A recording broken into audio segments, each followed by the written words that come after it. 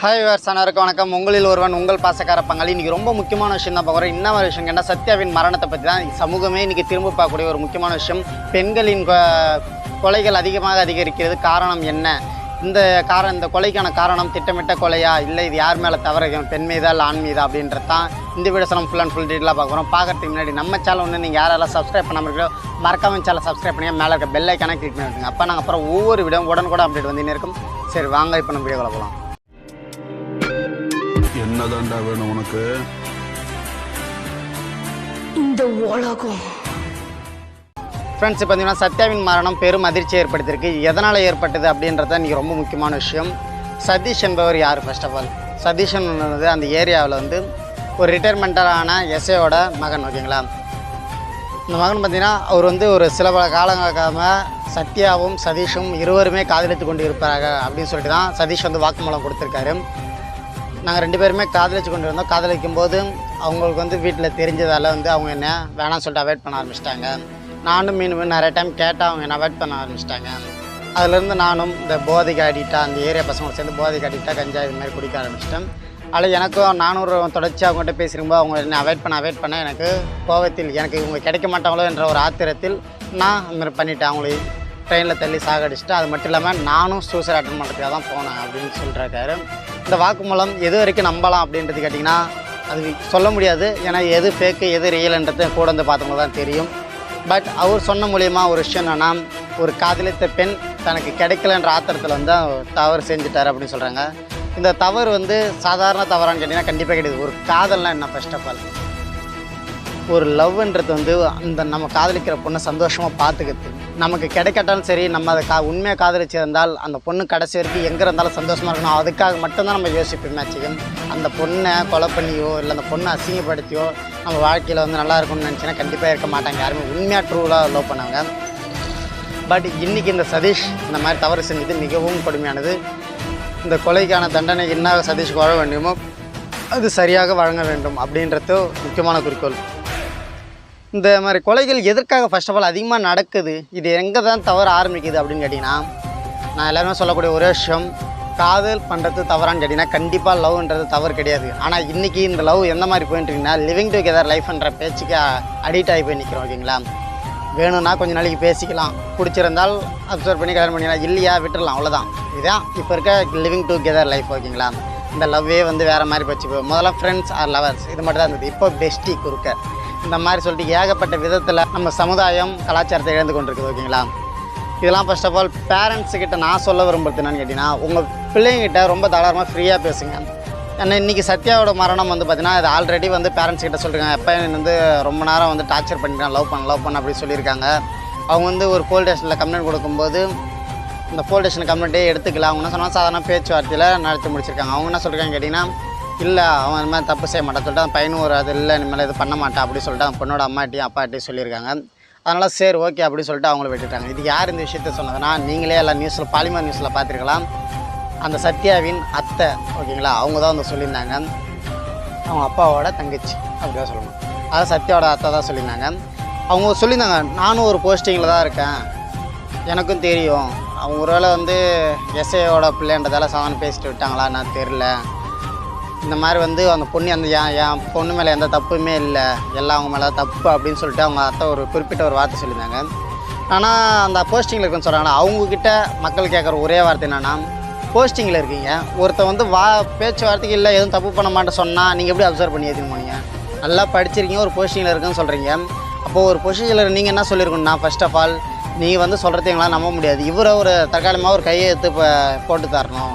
என் பெண்ணுக்கு பின்னாடி எந்த பெண் தொடரவும் மாட்டேன், என் பெண் பின்னாடி தொடர்ந்தால் என் பெண்ணுக்கு எது ஆனால் இந்த சதீஷ் தான் காரணம் அப்படின்னு சொல்லி நீங்கள் கையெழுத்து போட்டிருக்கணும். கையெழுத்து கேட்டு அந்த லெட்டர் வாங்கி வந்திருக்கணும். பட் நீங்கள் அந்த மாதிரி எதனா பண்ணிங்களா? கண்டிப்பாக கிடையாது.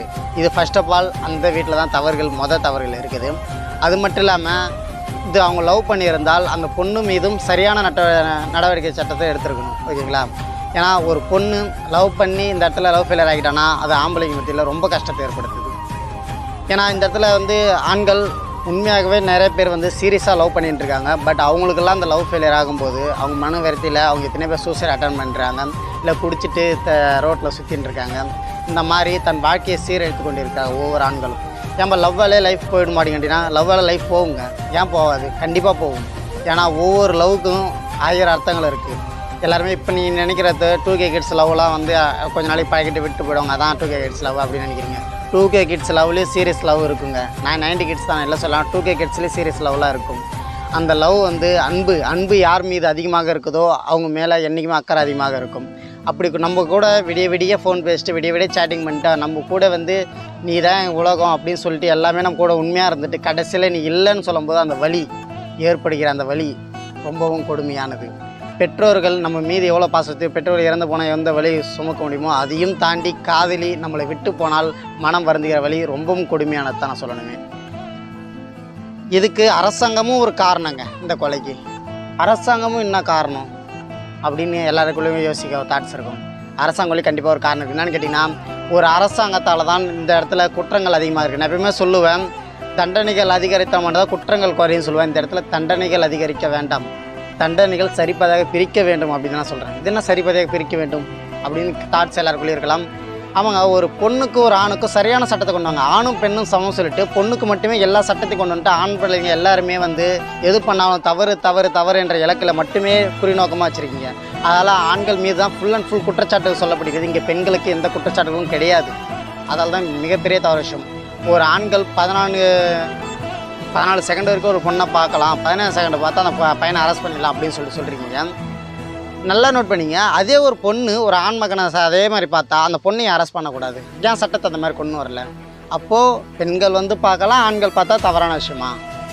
கேட்கக்கூடிய ஒரு கேள்வி.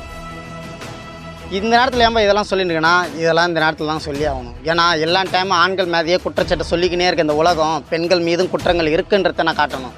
ஏன்னா இங்கே எல்லாமே ஆண்களால் மட்டும்தான் தவறுகள் நடந்து கொண்டிருக்குது அப்படின்னு சொல்லிட்டு எல்லாருமே சொல்லியிருக்காங்க. பெண்களுக்கு இங்கே பாதுகாப்பு இல்லை சொல்லியிருக்காங்க. பெண்களுக்கு பாதுகாப்பு வேண்டும்னா சட்டங்கள் சரிப்பதாக இருக்க வேண்டும். பெண்களுக்கு மட்டுமே ஆதரவு தந்து ஆண்களே தவறு செய்யட்டாலும் அவனை தவறானவன் என்று காட்டிக்கொண்டு இன்றைக்கி ஆண்களை கொலைகாரனாக மாற்றிடுது இந்த உலகம். அதான் உண்மையான விஷயமே. ஒரு பொண்ணை எதர்ச்சியாகவும் பார்த்தாலும் சரி, இந்த பையன் என்னை பார்த்துன்னே இருக்கிறான் அப்படின்னு சொல்லிட்டு அந்த பொண்ணை நீங்கள் அந்த பையனை அரெஸ்ட் பண்ணுறீங்க, அவனை துன்புறுத்துறீங்க. அப்போ அவன் வந்து நான் எதுவுமே தப்பு பண்ணல, என் மேலே தப்பு இல்லாததுக்கு இந்த மாதிரி நான் அப்போ அந்த பொண்ணை நான் எதனா பண்ணணும் அப்படின்னு சொல்லிட்டு கோபத்தில் இதை பண்ணுறான். இங்கே 1000 இது ஒரே சொல்யூஷன் என்னன்னா சரிப்பதனே தண்டனை பிடிச்சிருக்கணும். ஏன்னா இப்போ அந்த பையன் வந்து பொண்ணை பார்க்க சொல்லலாம். அப்போ அந்த பொண்ணு இந்த பையனை பார்த்துருக்குல்ல, அப்போ இந்த பையன் வந்து உன்ட்ட கம்ப்ளைண்ட் கொடுத்தா நீ என்ன சொல்லுவீங்க? யாரா பொண்ணை பார்த்ததெல்லாம் ஒரு கம்ப்ளைண்ட் வந்து போடாடி அப்படின்னு சொல்லி அசால்ட்டாக தட்டி விட்டுருங்க. அது மீறியும் ஒரு பையன் வந்து என் லவ் ஃபெயிலியர் ஆகிடுச்சுங்க, பொண்ணு ஏமாற்றிட்டா அப்படி சொன்னதுக்கா, பொண்ணு ஏமாத்திட்டான்னு சொல்லிட்டு சொல்கிறீங்க, இதெல்லாம் அசிங்கமாக இல்லை, இதெல்லாம் ஒரு ஆம்பளை பிள்ளைக்கு அழகாக இது அப்படின்னு சொல்லிட்டு அவனை நீங்கள் வந்து மட்டம் தட்டியா ஐயோ இதெல்லாம் சொன்னால் நம்ம ஆம்பளைங்க அழகக்கூடாது. இதெல்லாம் யாருங்க சொன்னது? ஆம்பளைங்களுக்கும் கஷ்டம் இருக்கும், ஆம்பளைங்களுக்கும் ஏமாற்றம் இருக்கும். ஒரு 17 இப்போ ரீசனாக கூட ஒரு நியூஸ் நம்ம கேள்விப்பட்டிருக்கோம். 19 வயசு பெண்ணை வந்து 17 பையன் வந்து கர்ப்பமாக்கிட்டான் அப்படி சொல்லிட்டு ஒரு தகவல் வந்திருக்கு. அது ஏன் 17 வயசு பையன் வந்து 19 வயசு பொண்ணை கர்ப்பமாக்கிட்டான்னு சொல்கிறீங்க? 19 வயசு பொண்ணு 17 வயசு பையனை கற்பழிச்சிட்டாங்க அப்படின்னு சொல்லுங்களாம், பாலியல் வன்கொடுமை பண்ணிட்டான்னு சொல்லலாம். ஏன் இங்கே பசங்க தான் வந்து எல்லாருமே தப்பும் பண்ணுறாங்களா? கண்டிப்பாக கிடையாது. வயசில் பெரியவசாக இருக்கிறவங்க அந்த பொண்ணு, அப்போ அந்த பொண்ணு தானே தவறுகள் செஞ்சுருக்கணும், பையன் கிடையாது இல்லை. ஆனால் இந்த கேட்க போனால் இது சட்டங்கள் மாற்றமாக பேசும். இதே ஒரு டீச்சர் ஒரு ஸ்டூடெண்ட் எடுத்துகிட்டு போட்டோன்னா ஸ்டூடெண்ட் மேலே குற்றம் சொல்கிறோம், டீச்சர் மேலே தான் குற்றம் சொல்லணும்.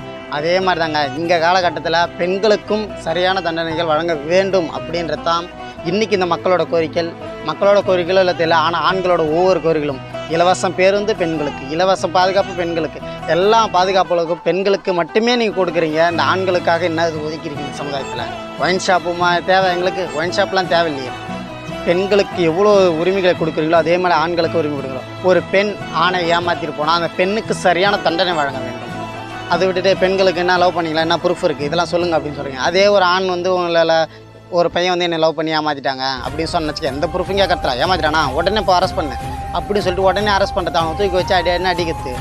அடுத்து தான் வெளியே வந்தான்னா அவன் என்ன பண்ணுவான், வேறத்தில் அந்த பொண்ணை கொலை பண்ணி யோசிக்கிறான். ஏன்னா அந்த வழி அவனுக்குள்ளே அந்த ஸ்டேஷனுக்கு போயிட்டு வந்துட்ட பிறகு வெளியே வரும்போது அந்த சமுதாயத்துக்கு எல்லாருமே அவனுக்கு தீவிரவாதி மாதிரியே பார்ப்பாங்க. ஐயோ இந்த பையன் நான் ஸ்டேஷன் போய்ட்டு வந்துருக்கான், ஐயோ இவன்ட்டுலாம் பழகக்கூடாது அப்படின்னு சொல்லுவாங்க. அவங்க அம்மாவே இந்த பிள்ளைலாம் நான் எல்லாம் ஏன்டா பத்தேன் அப்படின்னு சொல்லி அம்மா தள்ளி வர்றது, இந்த மாதிரி குடும்பத்தில் இருக்கும் சமுதாயத்தில் ஒதுக்கும் போது அந்த வழிகள் ஏற்படும் பாருங்க. அந்த வழிகள் தான் இன்றைக்கி அவனை குற்றவாளியை நிறுத்துது ஓகேங்களா. அதனால் இந்த சட்டம் ஒழுங்கு திருத்தம் இருந்தால் மட்டும்தான் இங்கே பெண்களுக்கு பாதுகாப்பு கண்டிப்பாக இருக்கும். பெண்களுக்கு மட்டுமே சட்டம் ஒதுக்குற இந்த சட்டத்தில் இந்த அரசாங்கத்தை விட்டு வாழறது ஆண்களுக்கு மிகவும் கொடுமையான ஒரு வழிகளை கொடுக்கிறது. அதனால தான் இன்று குற்றச்சாட்டுகள் அதிகமாக அதிகரிக்கிறது. இந்த சட்டங்கள் மேலும் தொடர்ந்தால் இன்னும் குற்றங்கள் மட்டுமே அதிகரிக்கும் அப்படின்றதையும் மறுபடியும் நான் பதிவிட்டுக் கொள்கிறேன். ஓகேங்களா? அதில் அரசாங்கத்தில் இருக்கவங்க எல்லாருமே சரி நல்லா யோசிங்க. மாணவர்கள் எல்லாத்துக்குமே பாய்ஸுக்கு தான் இன்றைக்கி நான் வீடியோ மேக் பண்ணது. பாய்ஸுக்கு எல்லாத்துக்குமே சொல்ல வச்சுன்னா உங்களோட சட்டம் கண்டிப்பாக உங்களுக்கு கை கொடுக்கும். ஒரு பெண்களுக்கு பாதுகாப்பு ரொம்ப தேவை, நானும் இல்லைன்னு சொல்ல. ஆனால் அதே சமயம் ஆண்களுக்கும் அதே பாதுகாப்பு தேவை. இங்கே பெண்களுக்காக ஆண்கள் எவ்வளோ தூரம் ஒரு பெண்கள் எந்த விதமான கேஸ் கொடுத்தாலும் சரி உடனே அப்சர்வ் பண்ணிக்கிறீங்க. ஆனால் அதே ஒரு ஆண்கள் எந்த ஒரு கம்ப்ளைண்ட் பெண்கள் மேலே கொடுத்தாலும் இதெல்லாம் ஒரு கம்ப்ளைண்ட் அப்படின்னு சொல்லி தூக்கி வீசிடுறீங்க. இதனால தான் இங்கே சட்ட மீறலாக இங்கே நிறைய விஷயம் நடந்து கொண்டிருக்குது. பெண் மீது ஆசிட் அடிக்கிறது, கொலை நடக்குது. இதெல்லாம் எதுக்காக நடக்குதுன்னு ஃபர்ஸ்ட் ஆஃப் ஆல் ஒன் சைடாக மட்டுமே யோசிக்காதீங்க. இன்றைக்கி சத்யாவின் அத்தை சொல்லியிருக்காங்க, எல்லாமே அந்த குடும்பத்தால் பழி போட்டிருக்காங்க. அது மட்டும் இல்லாமல் அவங்க அம்மா, அவங்க சிஸ்டர் எல்லாத்தையுமே அவங்க அரெஸ்ட் பண்ணணும், அந்த பையனுக்கு மரண தண்டனை வாங்கி தரணும் அப்படின்னு சொல்கிறாங்க. அந்த பையனுக்கு மரண தண்டனை வாங்கி தரது தவறே கிடையாது நான் சொல்லுவேன். ஏன்னா ஒரு பெண்மணி கொலை செஞ்சிருக்காங்க, என்றைக்குமே ஒரு கொலை ஆகாது. ஆனால் ஒரு கொலை பண்ணுறதுக்கும் போது அந்த பெண்ணுக்கு அந்த சதீஷுக்கு சரியான தண்டனை நீங்கள் வாங்கணும் நான் எல்லாம் சொல்லியிருக்கேன். ஆனால் அவங்க அம்மாவோ அவங்க அக்காவோ என்ன தவறு செஞ்சாலும் தெரியல. இல்லை நாங்கள் போய் கேட்டதுக்கு எங்களை ரொம்ப அசிங்கமாக திட்டாங்க அப்படின்னு சொல்கிறாங்க. பட் அதே அவங்க அத்தை சொல்கிறாங்களா, அந்த அத்தை அவங்க பையனை எவ்வளோ அசிங்கமெல்லாம் திட்டிருக்காங்க. இப்போ கிடையாது, அவங்க ஃபாலோ பண்ண சொல்லும்போது நிறைய டைம் வார்ன் பண்ணியிருக்காங்க, திட்டிருக்காங்க. அப்போது இவங்களையும் சேர்த்து அரெஸ்ட் பண்ண முடியுமா அந்த சமுதாயத்தில்? கண்டிப்பாக கிடையாது. அதில் ஒரு பெண்கள் நினச்சாலும் எப்படி வேணாலும் இன்னும் சாதாரணமாக பேசிட்டு இருப்பாங்க. ஆனால் பெண்கள் பார்த்தீங்கன்னா ஏதோ என் கையை பிடிச்சிட்டான் அப்படி சொல்லி கேஸ் கொடுத்தா அதை நம்ப வைக்கிறாங்க. அது அரசாங்கம் ஈஸியாக நம்பிடுது, போலீஸ் அதிகாரி நம்பிடுறாங்க, உடனே அவங்களை அரெஸ்ட் பண்ணிடுறாங்க. ஆனால் அந்த பையன் குற்றச்சாட்டை செஞ்சிருக்க மாட்டாங்க, அந்த ஆம்பளைங்க எந்த குற்றச்சாட்டை செஞ்சிருக்க மாட்டாங்க. காரணம், பெண்கள் சொன்னால் உடனே அதை ஏற்றுக்கணும். பெண்கள் சொன்னாலும் அது சரியான முறையில் யோசிக்கணும். அப்போ மட்டும்தான் அந்த சமுதாயத்தில் ஆண்களுக்கு சரியான ஒரு இது கிடைக்கும். ஆண்கள் இவ்வளோ இருக்கிறதுலே ரொம்ப என்றைக்குமே சொல்லுவாங்க பெண்கள் தான் மனதைரியன்னு. ஆனால் இப்போ இந்த இருக்கிற காலகட்டத்தில் ஆண்களுக்கு தான் மனதைரியம் ரொம்ப அதிகமாக இருக்கிறது. எந்த வழிகளாக இருந்தாலும் உள்ளே போட்டு ஏங்கி வெளியே சொல்ல முடியாமல் ஒவ்வொரு கஷ்டத்தையும் உள்ள அணுவாக கஷ்டப்படுறாங்களே, அந்த ஆண்மகனோட வழிகள் வாய் திறந்து சொல்ல முடியாது. அதை நான் மறுபடியும் பதிவிட்டுக்கிறேன். ஆண்களுக்கு என்றைக்குமே இந்த பாஸ்கார பங்களை சப்போர்ட் கண்டிப்பாக இருக்கும். என்னோடய சேனலில் நிறைய பெண்கள் பார்ப்பாங்க, நான் எல்லா பெண்களையும் குத்தம் சொல்லவே இல்லை. இதே மாதிரி நடந்து கொண்டிருக்க பொய்யான மூலமாக கம்ப்ளைண்ட் கொடுத்து ஆம்பளைங்களை கஷ்டப்படுத்தக்கூடிய எல்லா பொண்ணுங்களுக்குமே நான் வார்ன் பண்ணுற ஒரு வீடியோஸாக இருக்கட்டும். ஓகேங்களா? தேங்க்ஸ் ஃபார் வாட்சிங்.